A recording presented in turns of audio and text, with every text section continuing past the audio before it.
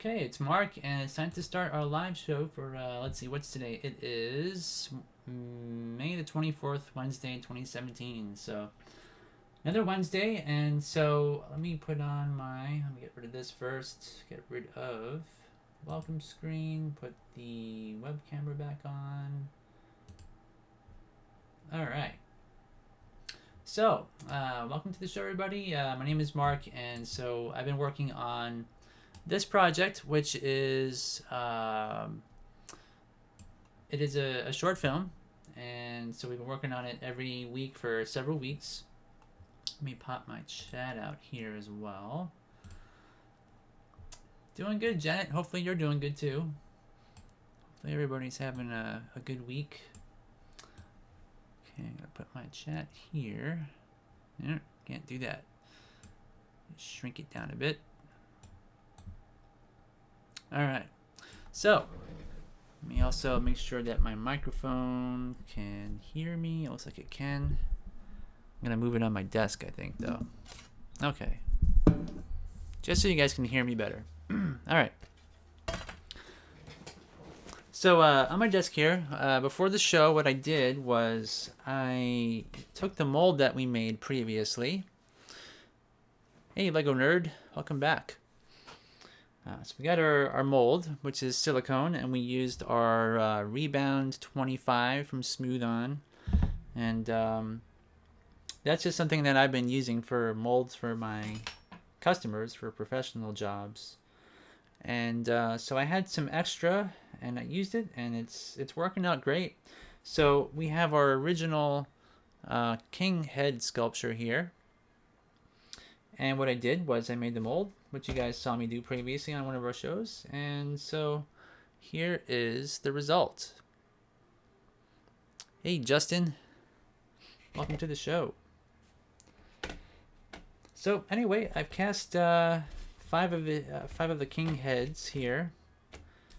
And now, unfortunately, I probably need to get a nicer web camera because I noticed this one, you can't really see details super well. You can kind of see generally, but when I'm working on miniatures like this, it's really hard to see properly all the small details like the mouth and everything. But I don't know if you guys can see or not. But like for example, this one, yeah, I don't think you probably can't see it. But when I was pouring the mold was a little bit cold, and so there's some lines on here. And there's like a line right around his head, and that's from improperly pouring the silicone or the clay into the silicone. And it's not actually a big deal. It's very subtle, and it doesn't really matter because we're gonna be reshaping the mouth and everything, and smoothing it over and making a new mouth position for each of these heads.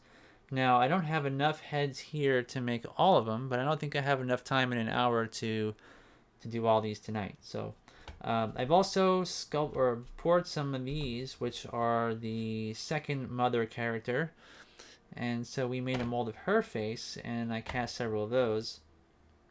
Now some of them have come out better than others with varying degrees of accuracy because I was trying to do it quickly, and when the mold was in the freezer, I put the mold in the freezer before I popped these heads out so that they'd be kind of hard, and also it cools the clay quicker, and when you pull it out, it's less likely to mess up the clay. But sometimes when you're pouring the clay in there, you think you have enough and you don't. So I didn't have enough clay, and so I poured a little bit of extra clay to top it off, and you can see how we got like this ridge on this face. And others, turned out perfect. This one came out perfect, but you can sort of see how accurate the silicone really makes these. It's really nice, and that's so that each replacement face during animation you can line it up, and especially with the eyes, you want the eyes to definitely line up with one another when you're doing different mouth positions and stuff. But anyway, there's a lot more involved, but in a nutshell, that's basically how you make these and cast them and make differences for each face. So Janet says, Lego Nerd says, how are you today? I'm doing pretty good. And Janet says, I'm happy because some time ago I made a petition, and in a few days I have 505 signatures. Cool. That's nice. So a lot of people believe in your cause, which is good, I guess. And Potato is saying, if you could abolish the federal government, would you? And great work. Abolish the federal government? No, I probably wouldn't. And there's a lot of different governments, so if you're talking about America, no. Maybe in other countries. Lego Nerd says, do you like it better to make many mouth molds or just reshape the mouth for animation? Well, to answer that question, what I do is each character, like for example, the king here, he doesn't have any other angle that I'm going to be filming him at other than the one angle, which is what I drew him at, like this. Okay, so now all I really need to do is make a mold of this neutral face, which you can see here, right? So I made the sculpture of that. And so what I'll do is I'll just recast this one and then resculpt the mouth. Because when you're going to resculpt it, I can remold it, but it's already made. So I wouldn't really need to. It would be kind of a redundant thing to do. So I just cast, many of these heads in this position. But here's the thing. If I were going to give him a lot of shots where he has to look to the right, to the left, and straight on, what I would do is I would resculpt this in the right position and the straightforward position, and then I would make a mold of that and then recast those, so that every time he has a right position face, it would line up. Every time I cast that right position face, just like I'm casting this one, all the eyeballs, for example, because I'm just going to resculpt the mouth. So when I resculpt the mouth, nothing up here is really going to change on the top part of his face, just the bottom. So when I put him down on the table to animate him for one position, obviously the eyes would be there, and then I would line up the eyes again under my table, under the camera, make sure it's lined up, maybe twist it, whatever has to be done, and then the whole lower part would be a different position, but all this would be the same. So it would look like just the bottom part of his lips are moving. So that's kind of the idea. So welcome to the show, Something Creative. So what are we going to do here? Now, so I've got my first face position of the king, and already it's a little bit dirty. And I don't know if that's I think it's because I set the newspapers on top of all of these, and the black ink from the newspaper got onto his lip. So I'm just going to scrape that off here a little bit. Reshape that a tiny bit. Make it smooth. And so we had to think about the different positions that we need to use. And like I said, I don't have enough. I need at least probably 9 total mouth shapes, and so I've only got 6, right? Neutral and plus these, but I might need more, because I'm thinking I might give him some different expressions. Like after he talks, I might make him kind of like sneer or look angry or whatever. So I'm probably gonna make more of these for next week.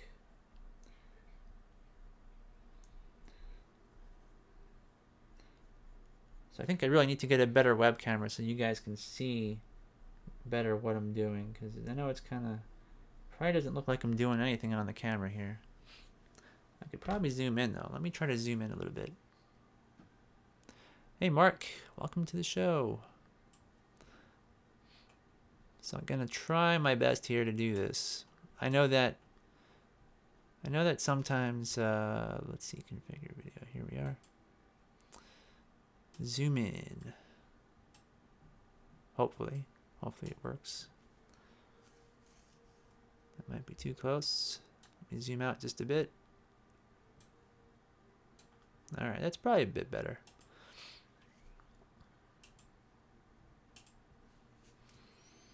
Yeah, this is the extent of the quality of my web camera. This is not very nice, right?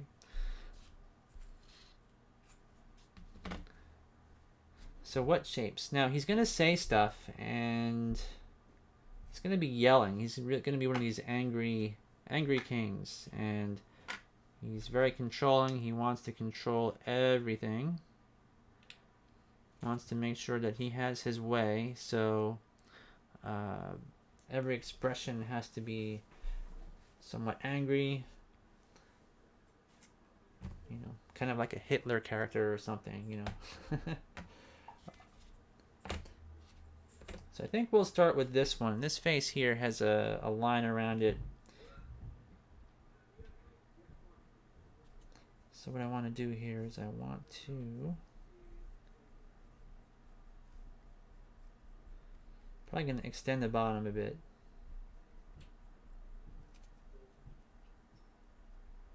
First I'm going to smooth out the top.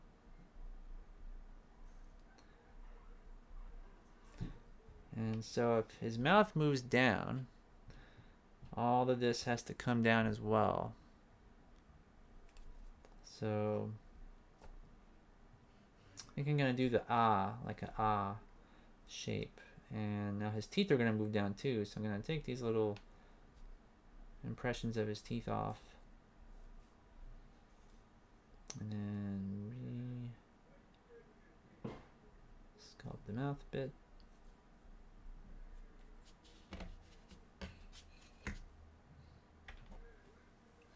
And I'll be right back in 2 seconds here.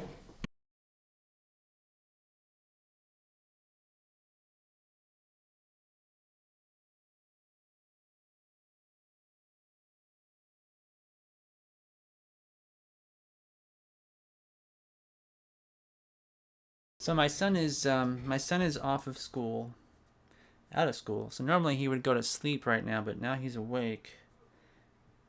He's blasting the TV, some YouTube videos he's watching. All right, so let's see here. Yeah, you can give me your petition, Janet. That's fine.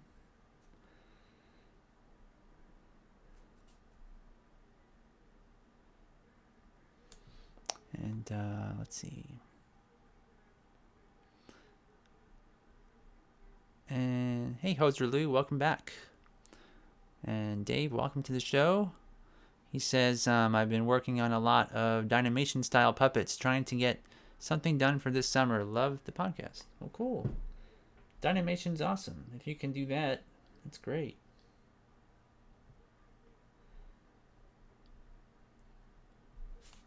Ray Harryhausen is definitely,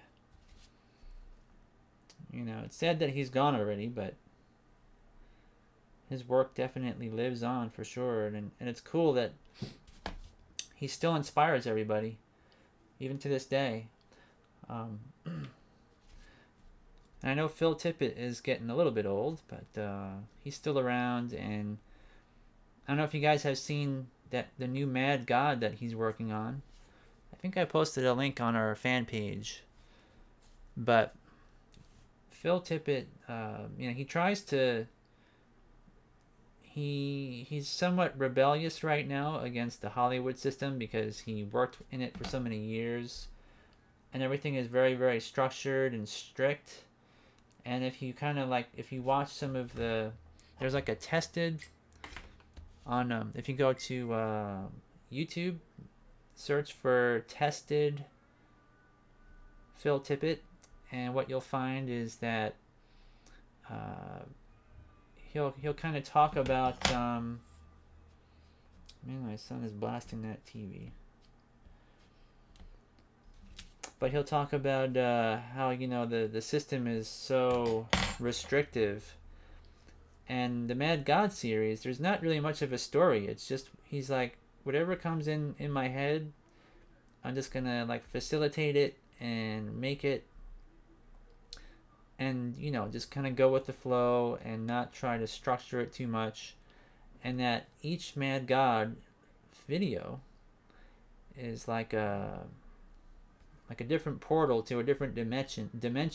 So there's infinite possibilities. Like, he doesn't restrict himself in any way, and he kind of just portrays like an atmospheric sort of a thing where he's just like, okay, I have this thing in my head that seems like it would be kind of cool, and it's this surreal place you can go, and there's all these crazy characters, and I just want to express that, or let it be expressed. It's like it's not even him doing it. That's kind of the way he sees it. So that Dynamation style that he's using is, there's not a whole lot of live action in it, but there is some. And so he still uses similar techniques. It's just that it's digital today. There's no like rear screen projectors and stuff that they used in on stuff like Mighty Joe Young or something, because that stuff there wouldn't really be practical today, which is not a bad thing. Digital is actually way better with what you can do.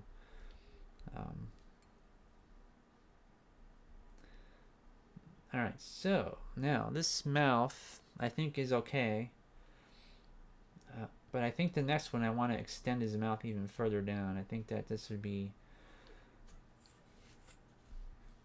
not a very large difference in shape, and I want it to, I think with these characters I want them to be really extreme, especially this character. I think he's going to be kind of out of control and wanting to be in control. So he's going to control everybody else.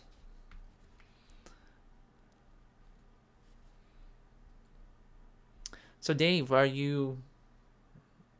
what kind of programs do you use for your film? Using like Photoshop and Premiere, or what do you like to use?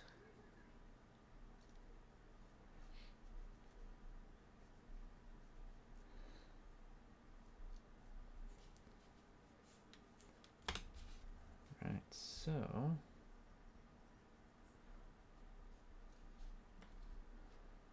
I think this king character, he needs to have his chin go down too. So I'm going to kind of sculpt his chin a bit down here. Let's see. Going to kind of line things up so I can see what it would look like.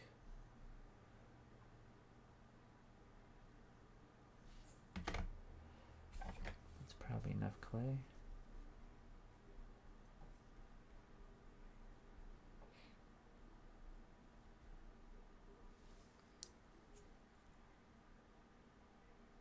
Yeah, Lego Nerd, I just recently posted a tutorial from Michael Parks on our fan page on how to make your characters look like they're punching each other. He literally has a tutorial on that. He does some cool clay stuff.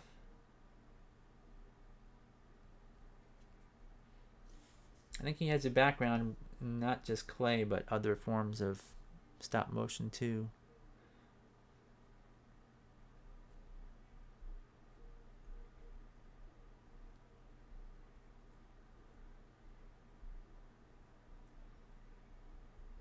No, this would be better.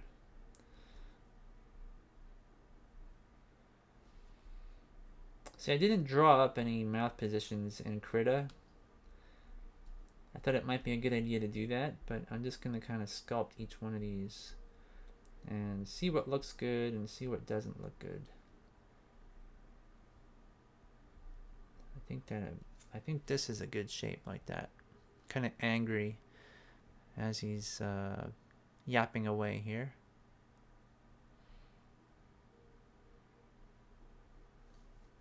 Yeah, Michael Parks is he makes some cool videos.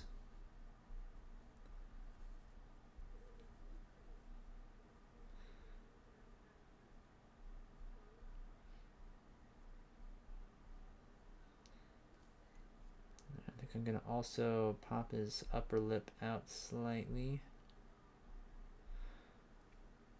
So how's that look? Does that look kind of angry to you guys?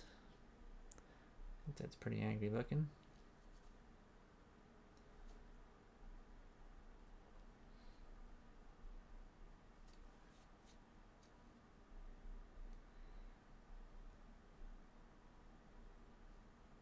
So the ultimate way to do this would be to, and I thought about this, if I could do this during the live show, but I can't think of a way.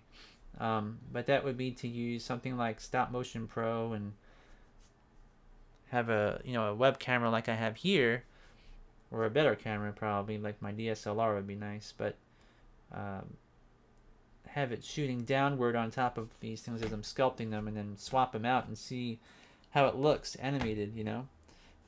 That's one way to do this. Really, that's the best way.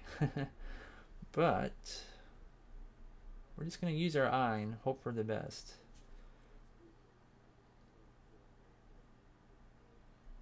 Also not sure I could run Stop Motion Pro or Dragon Frame. Actually, I've only got Dragon Frame anyway, but if I had Stop Motion Pro or either of them, if I could run that during the live show, because I'm broadcasting with the camera. I don't think you could. I don't think that the drivers would allow you to use two programs at the same time.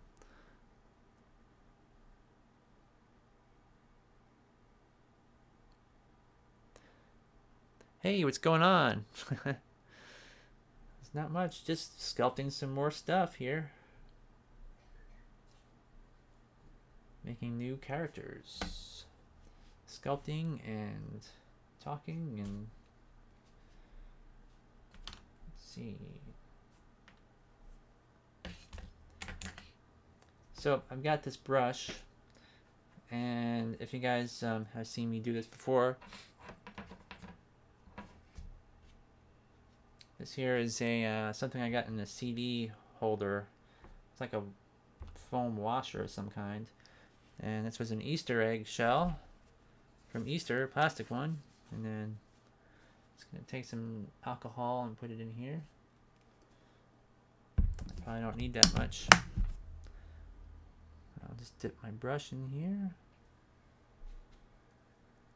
and then I can go in and go into all these details, kind of smooth it.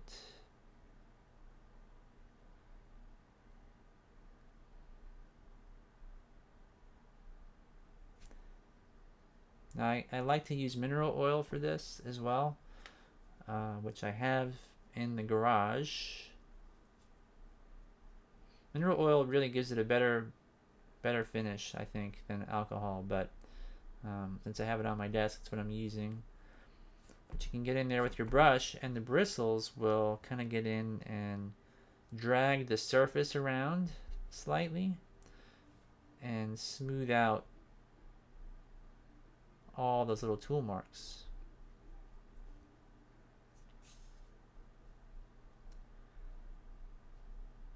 The alcohol behaves differently compared to the oil. And so one of the things that I know, one of my friends was kind of telling me, like, you know, what's your favorite clay, and this kind of a thing, where, you know, what do you like to use most, and can you get good results with this clay or that clay? And there are some clays which I don't recommend, like Craft Smart clay. I used to think that was a good clay, but after a while it dries out. Like if you have it in a box for a few years, you can't use it anymore. It just dries up. So I don't know what they're using in there in terms of materials. So there's some clays that are just not usable, you know, where you kind of say to yourself, I wouldn't buy that. But for the rest of the clays out there, like no matter if it's a soft clay, a hard clay, all clays are pretty much good. You know, it doesn't matter what it is. It's going to be, if it can hold a shape and it has a good color palette, you know, different colors, a wide range, it doesn't really matter. All clay is good clay, as long as it doesn't dry up and become unusable, for animation at least. I think I need to do this. It's got that cheek right there. It's all good, but and also for smoothing, you would say, well, what's better, you know, mineral oil or vegetable oil or olive oil? You know, what kind of oil do you like to use? Would you rather use rubbing alcohol? And you know, is there a certain kind of alcohol you like better than another? And there's always going to be like positives and negatives to each one. And I think it's also like playing guitar. Some people are like, well, what's the best guitar to use? Maybe it's this guitar, maybe it's that guitar. But it really comes down to your skill. Like if you can use a certain type of clay enough, you just learn how it behaves, and you can sculpt it really well once you get used to it. It's like playing a video game or anything. You know, once you do it enough times, you learn how it works, and you become good at it. So some people are really good at sculpting in like Chavant clay, like really the hard stuff. or waxes. Some people can sculpt in Castelline really well, and I can't sculpt in Castelline. I think it's way too hard. And there's different tricks and stuff you can use, like use it just to cast with, and then you smooth it out later on, or add just the details, or there's a lot of techniques. But unless you have experience in it, it's not gonna be the best clay or the best sculpting medium. You just gotta keep doing it and learning until you become good at it. That's really what everybody, anytime you see somebody sculpting in a certain kind of clay and they're really good at it, and you think, well, that has to be the best clay. Well, it's not really the case. It's just that they use it the most. There's really no best clay. All right, so here's his face. I think that's pretty good. I think this is a good expression. You can kind of see. So, neutral face, and then the shape. So I want to make an extreme version of this one next, I think.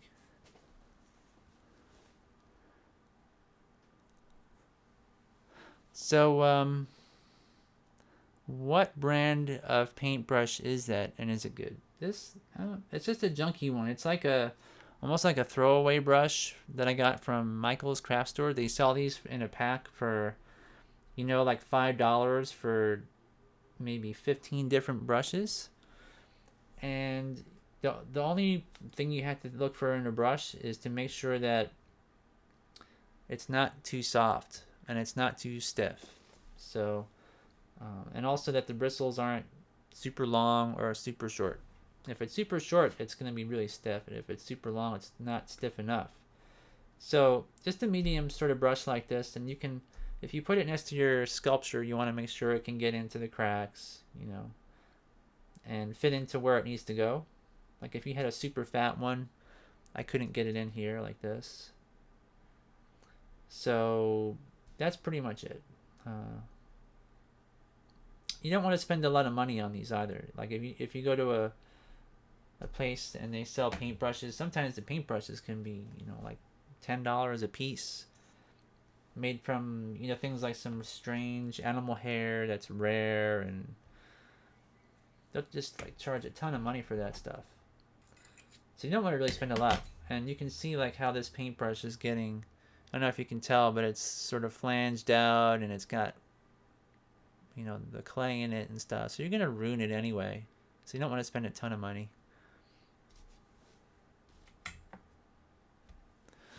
So let's see here. Yeah, the alcohol could get him drunk. That's true. Maybe that's why he's so angry. And so Janet says, you wait for any video game?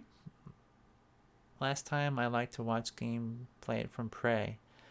Well, there's one video game that's on Steam that seems pretty fun.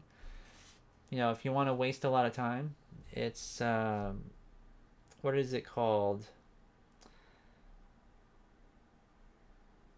It's like the Ultimate Battle Simulator, I think it's called.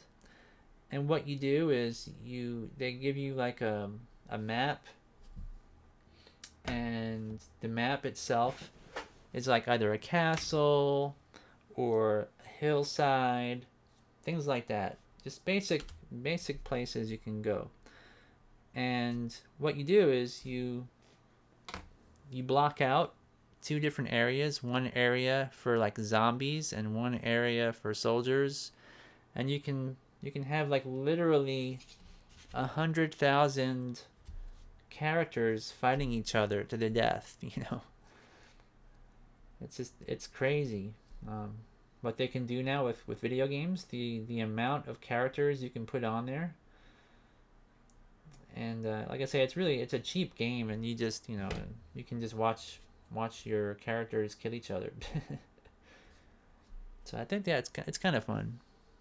I haven't bought it, but I thought about it.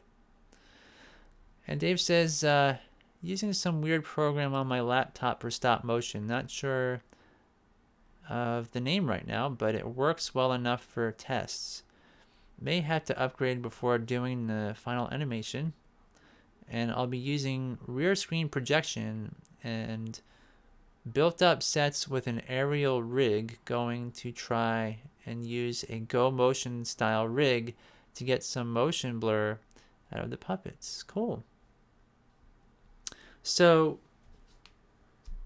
a rear screen projection screen, you wouldn't really need to do that these days.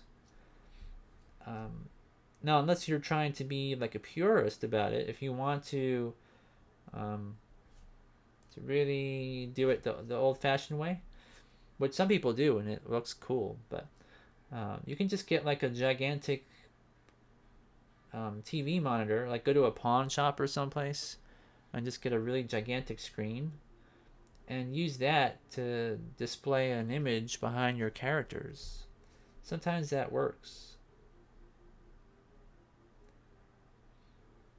It's a little bit easier and less expensive. You just gotta make sure you have a computer that can output, single frames to it. And usually you can do that with a program like just any kind of a photo program that like I'm trying to think of what I use. I mean, I just updated my computer, and so the program that comes with Windows 10 is sort of a default program, but I forget what it's called. But if you can advance single frames in a folder, which usually you can do, like if you have a slideshow or something on your computer, usually you open up a folder of a series of different pictures, and sometimes you can just click an arrow on there and it will advance to the next picture.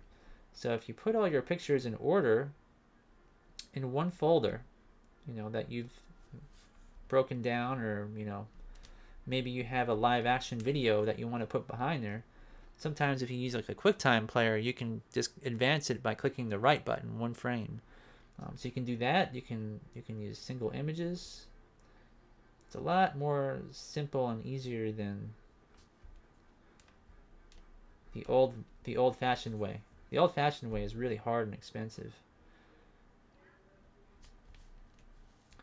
Okay, so this is going to be a more extreme pose of this. Gotta make sure that I open his mouth really wide.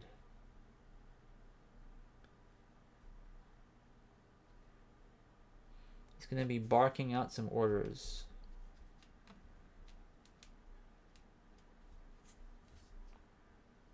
So I'm gonna cut this whole bonnet part off.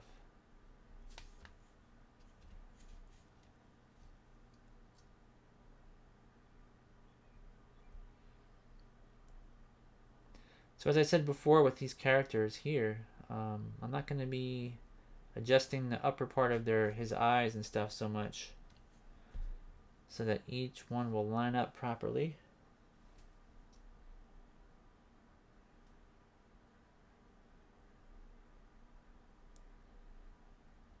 Make this kind of deep.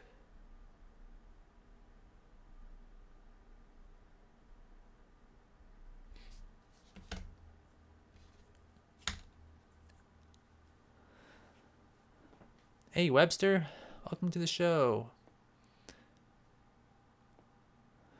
So Dave says, I was going to use the HD TV screen for the rear projection. Actually, it'll work fine. Also, I can go frame by frame, right?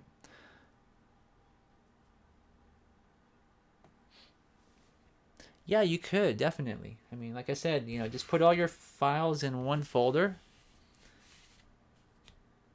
Yeah, this is the character. It's the king. And these are going to be all replacement pieces here.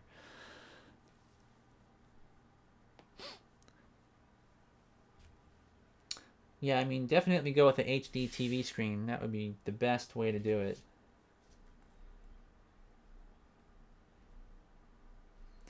It's like I say, if you take a live action video and you want to go frame by frame behind your characters, you would just open up a QuickTime, save your video to your computer and use your editing system to make it into a QuickTime, like an MP4, and open it with a QuickTime player, and then you could advance each frame with your arrow keys on your keyboard, and that's the simplest way. So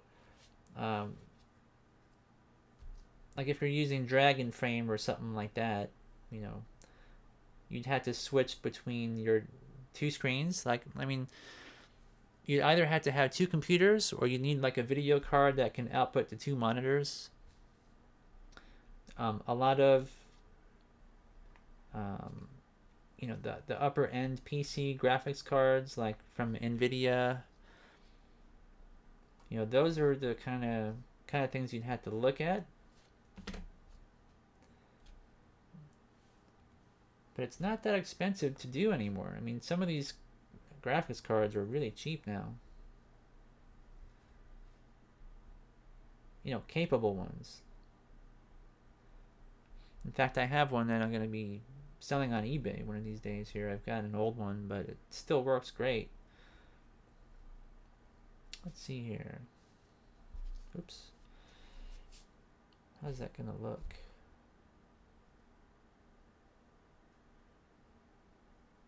I think even lower would be better. And so, my Lego Nerd says, have you ever watched Wallace and Gromit? Yep, I have. Yep. Some of the best stuff out there in terms of clay animation. Nick Park and Peter Lord, they've been doing stuff for almost 30 years now, maybe. I think Peter Lord's been doing it longer than Nick Park, but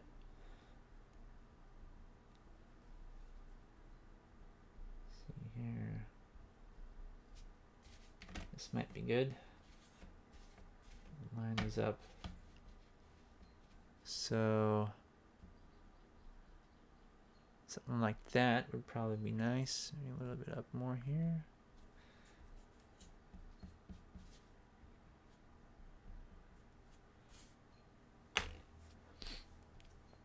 I don't know if you guys have any suggestions for web cameras that would look clear.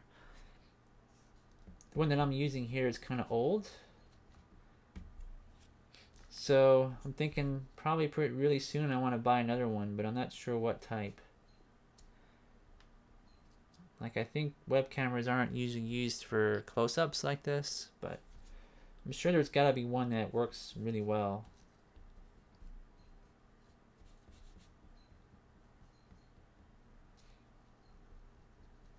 Maybe I need to visit I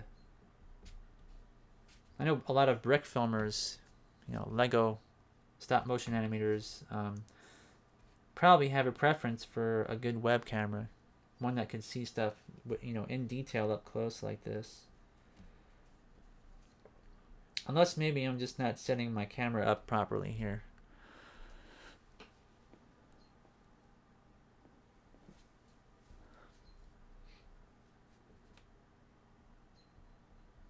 I think this is probably okay.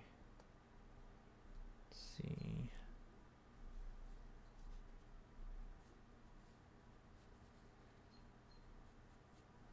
So once I get all the shapes looking pretty nice, I'm gonna go into each one of these and probably add some maybe brown, like dark brown clay in the back part of his mouth. I think dark brown would be good. I think black might be too harsh.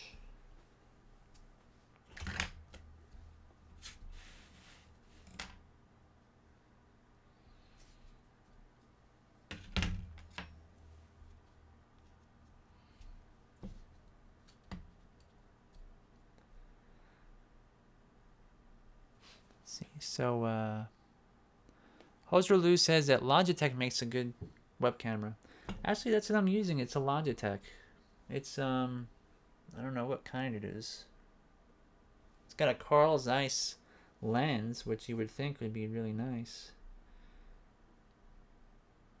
But maybe it's just not nice for close-ups or macro stuff.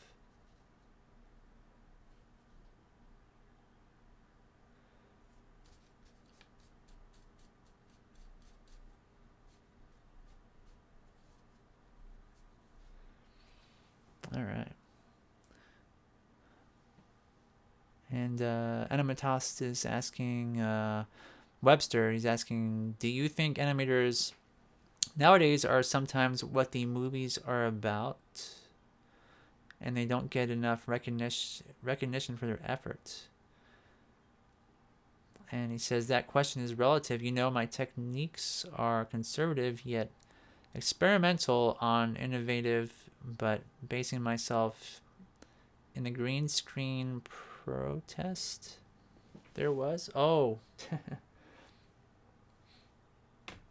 Yeah, I think that whole green screen thing was a big phenomenon when George Lucas was making everything in his Star Wars films. So I think these are probably good shapes. I think this might be enough for the ahs, the really wide ah shape.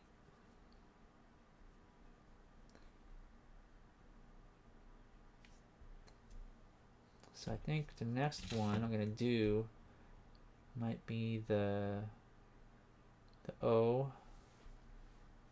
So I think his lips might kind of extend out towards the left when he does that. So let's try to figure out how to best do that.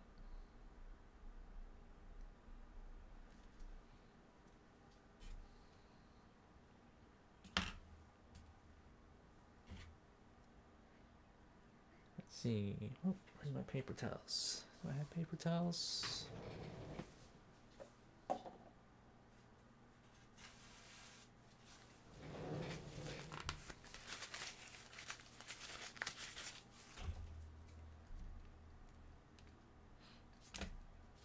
So for this one, I'm just going to try and poke his mouth with a tool and see how it will look.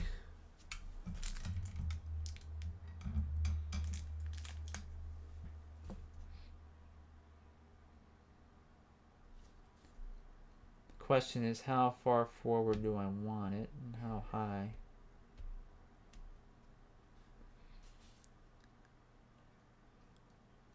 I think that's probably a good position right there.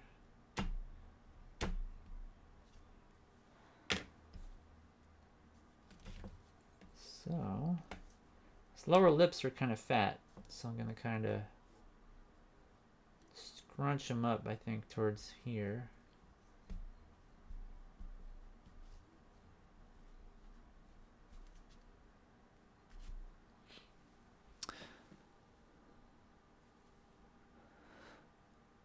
Webster, he replies, he says that I think there's always been underappreciated people in showbiz, including actors, so I don't think it's anything new, but you can't really get big audiences to go to a movie unless it has VFX.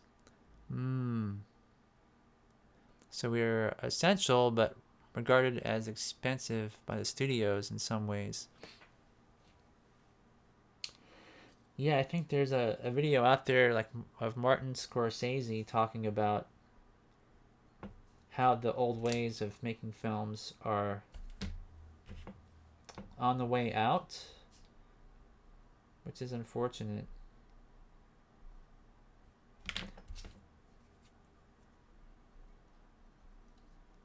Yeah, I wonder why. I mean, people's tastes have really changed.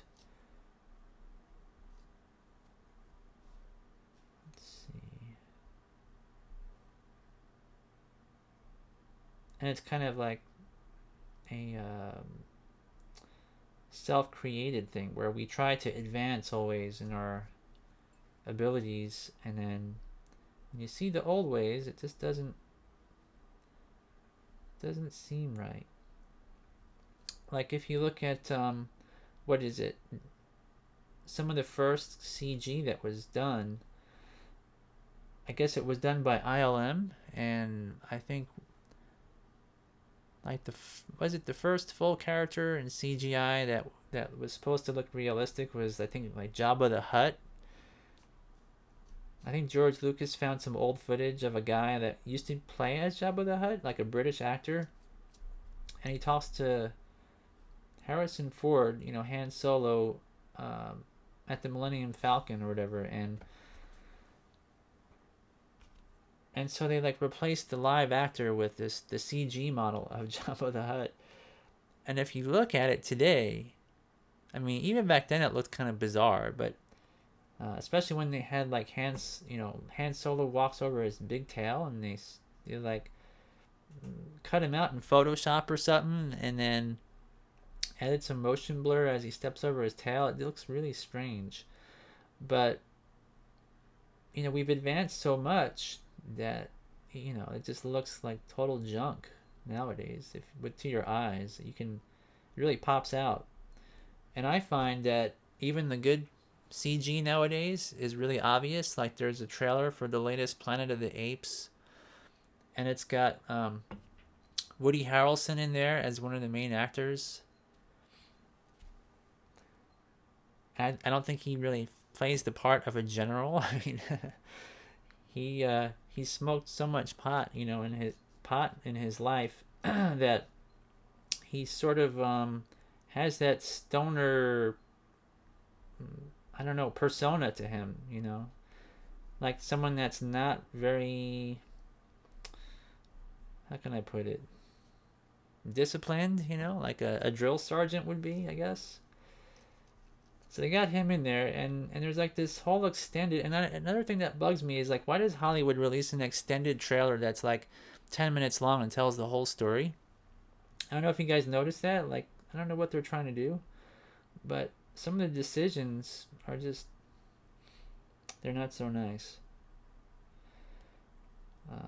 But the CG, it's good, but you can tell it's CG. Like it doesn't look like real apes and stuff running around. It looks like a video game. And I think that's because nowadays video games are getting so good, like the Star Wars Battlefront games from Electronic Arts.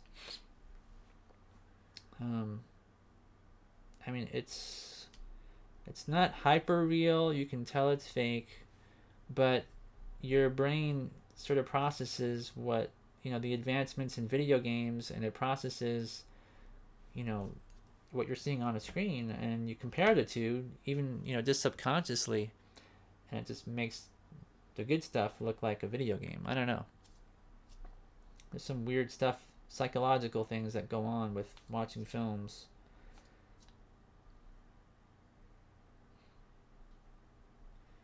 But it's hard not to criticize what you're seeing.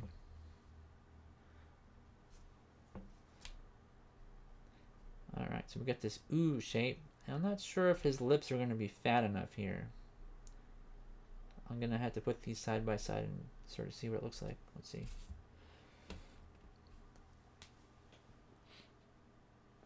Yeah, I think I need to beef up his lower lip a tad bit.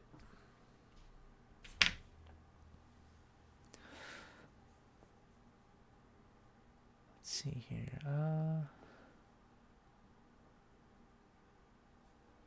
Yep, Webster's made a lot of cool stuff. And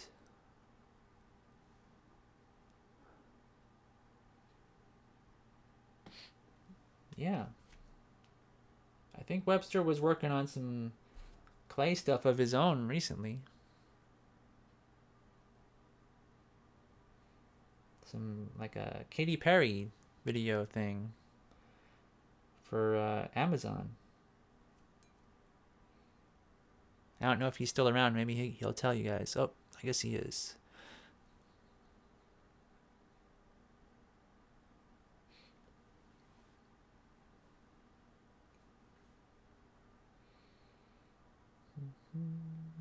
Okay.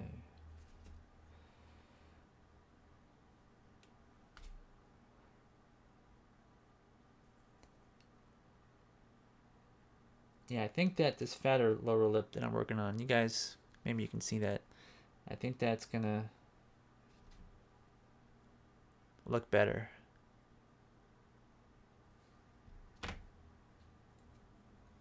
It's gonna make it look nice now.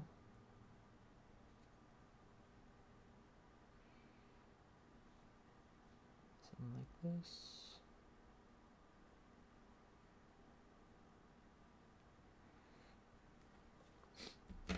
So Webster, last week I made a, I don't know if you can see this. You probably can't see this, but it's a giant cardboard box.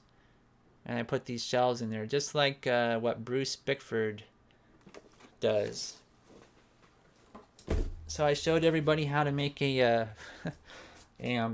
Bruce Bickford filing cabinet for clay characters like this.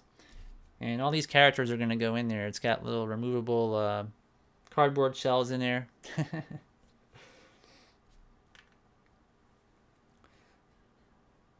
So trying to pass on the knowledge of Bruce Bickford to everybody.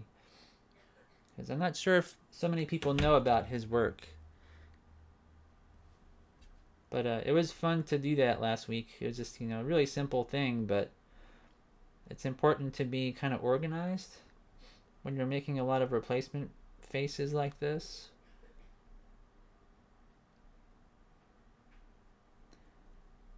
And Bruce Bickford was very organized. So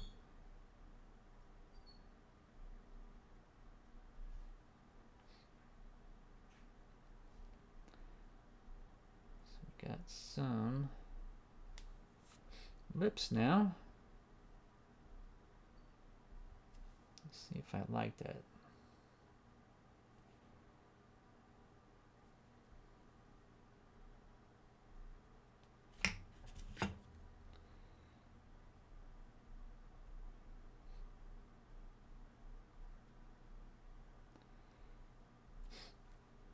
Sometimes if you turn your character upside down, you can, it seems like a fresh sculpture to your brain. Sometimes it helps you to see where you've made mistakes.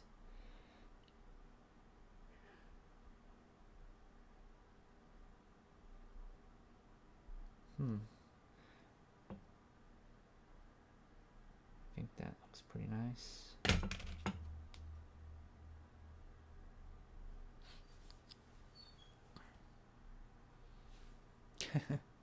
Yeah, cardboard shelves. Super cheap.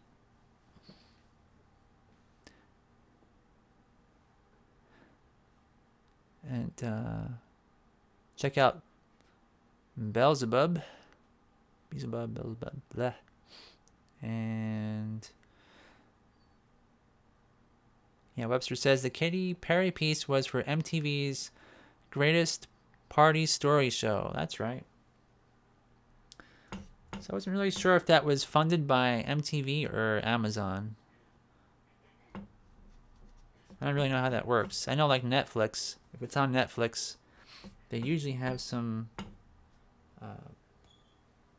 financial input into their stuff. There's another article about that too that I read recently, where Hollywood is complaining about Netflix. Some of the studios. And Netflix is saying, well, we're just giving people what they like.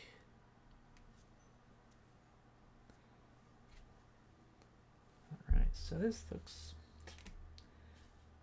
Let me see something here. It's calling. Oh, there's one of my clients is calling. I can't talk to him.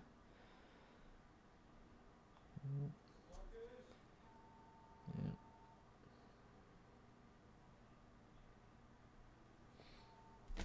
All right. So what's next? I guess we got kind of like different corresponding shapes. An U shape. Maybe I could do a more extreme version of this. Let's see what time it is. Oh, it's almost 9 o'clock. This will probably be the last face. At least for tonight. So kind of move this over so you guys can see. Well, thanks, Genie Works Animations. Appreciate that. It's fun. It's fun to make these things. Oh, there goes my client again. He's gonna call nonstop. So Anamata says it's good to have everything classified for sure. In my case, I have to work on a set of mouths for 4 characters. It could come in handy to have shelves. Yep.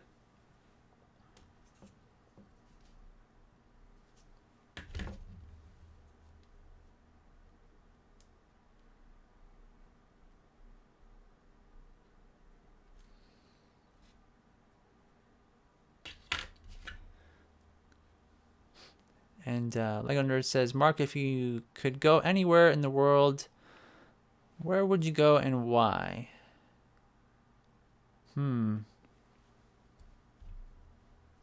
Anywhere in the world. I probably would go to... Where would I go?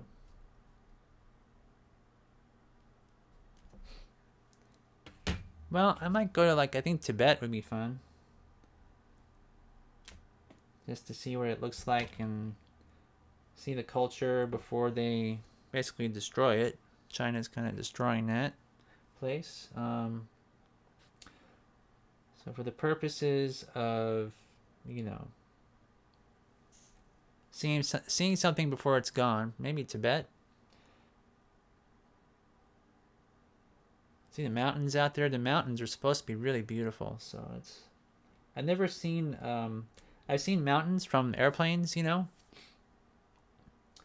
I've seen Mount Fuji in Japan when we were by Tokyo once. And I've seen... what's that one in Washington? Mount Rainier. I think when I was flying to Portland once, I saw that mountain. But I've never actually been to mountains, like, you know, actually seen them firsthand. You know, when you're on the ground, kind of a thing.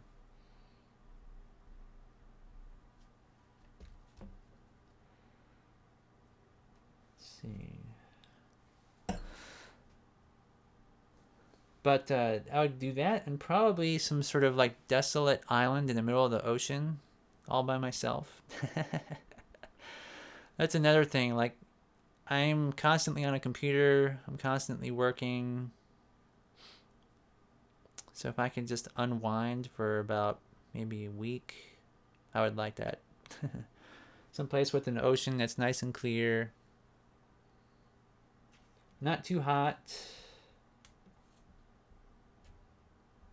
Someplace nice.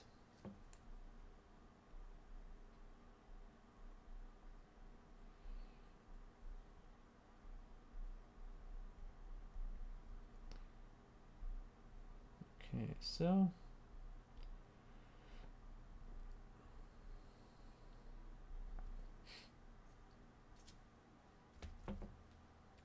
if I make this more extreme, I'm going to have to make the O larger. So I'm going to take my end of my tool, just going to push it in there. And the challenge will be to make this look nice.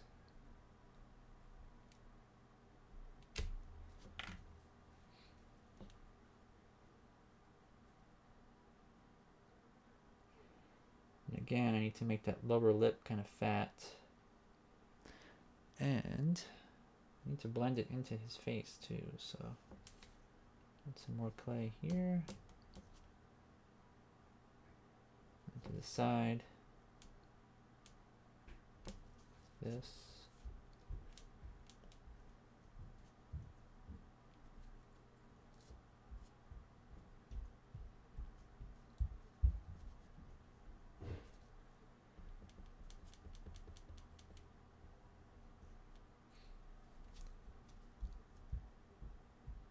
How does that look? Let's see.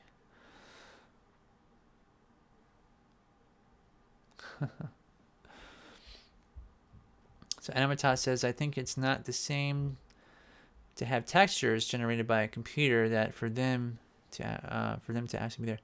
Everything is going to be gone one day. So yeah, with regards to textures on a computer, it doesn't look the same as real textures on an object. At least not yet. I mean, they're getting close. Like, there's some some people that have made CG that is supposed to look like stop motion, and it looks really fantastic. Like, it looks like it's real. Uh, but there's always kind of like that thing in the back of your head. You can tell, you just know it's not real. But I don't know if they're ever gonna quite mimic. Yeah, I'm sure they will. I'm sure that they'll mimic reality pretty close, because the technology can only get better at this point. But at least for now, there's something unsettling about it. It's like the uncanny valley thing where you can tell it's fake, but it looks real.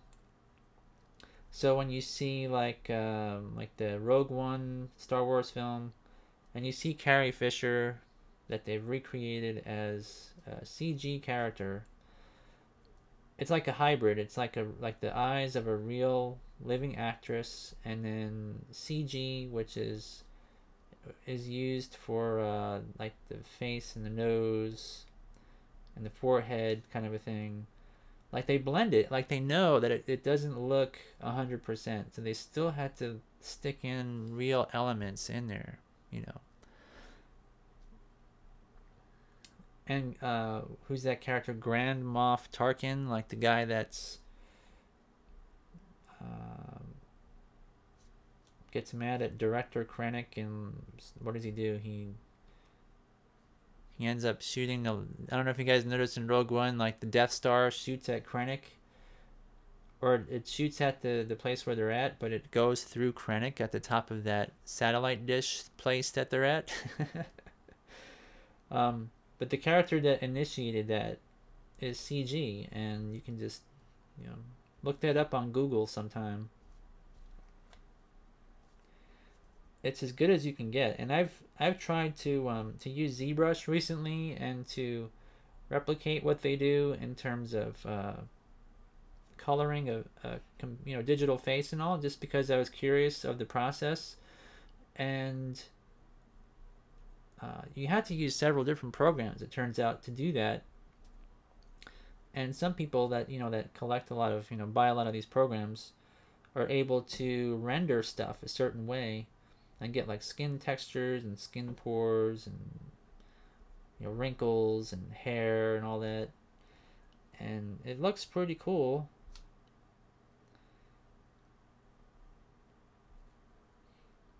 But stuff like what I'm doing here with actual clay, as simple as these things are, for a computer to do it is extremely complicated.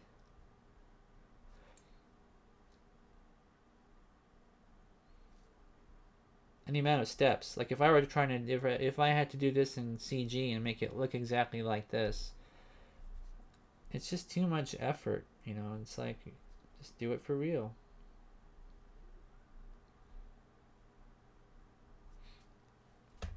So let's see, are these gonna be a bit? Oh, that's not too bad.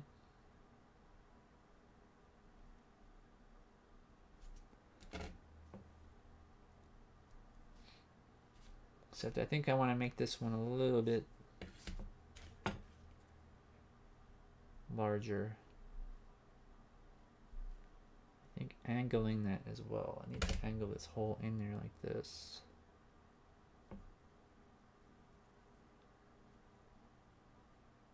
So it kind of looks like it's going in that direction anyway.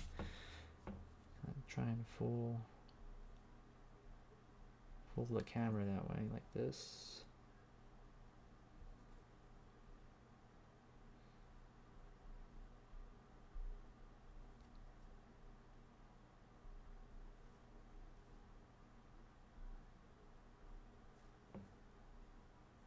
Let's see.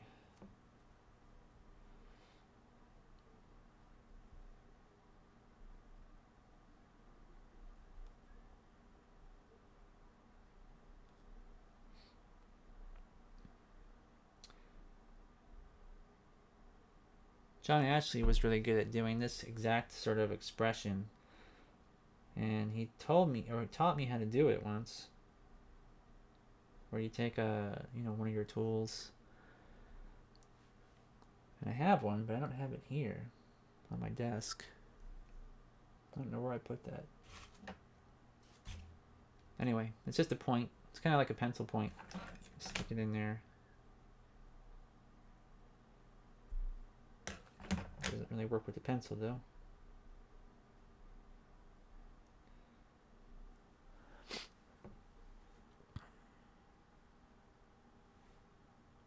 So Janet says she wishes she can go to the US or Japan.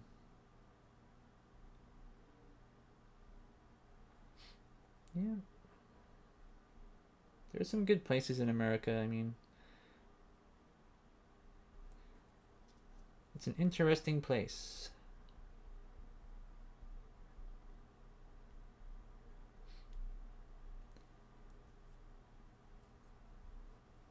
Okay, so to smooth this a bit.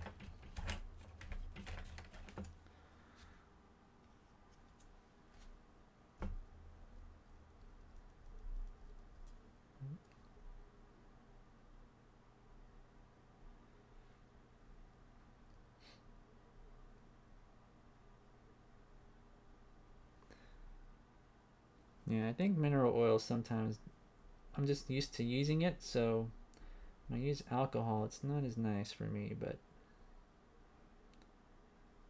it does get the job done. So what I'll have to do next week on the show is I'm going to take probably some, like I said, dark brown, perhaps, and I'm going to put it in all of these holes to make to give depth to the mouths, you know. So it looks like it's not just flat there. For example, on this one and this one. And then put some black in the eyes. And I had to add the teeth too. The teeth are missing. So like, you know, first guy. Probably won't have teeth in this one, but for sure these two. And I'll probably cast up a few more faces as well. So we can get like the and the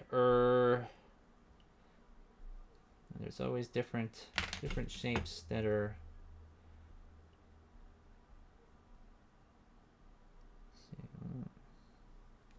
It's gonna be a lot of shapes actually. But once all the shapes are done, it's so easy to animate. You just take your the faces and swap them out. Doesn't take any time at all, and you can really focus on, how the head is positioned in your shot and everything. You don't have to worry about sculpting the mouth as much, and you can do a lot with these. Yep. All right. So, anyways, I guess what time is it? It's 9:10. So, hey Don, I'm just wrapping up the show. How's it going? Actually, I just sold more of your puppet putty, so I gotta send you a payment soon. But anyways, I do want to thank everybody for stopping by tonight. And next week we will work on some more of these. I'm thinking at least 4 more or 5 more, maybe more. I think I might even have like one expression where he's just kind of really grumpy looking, even more so than this. But we'll do that all next week. See you guys later on. Bye bye.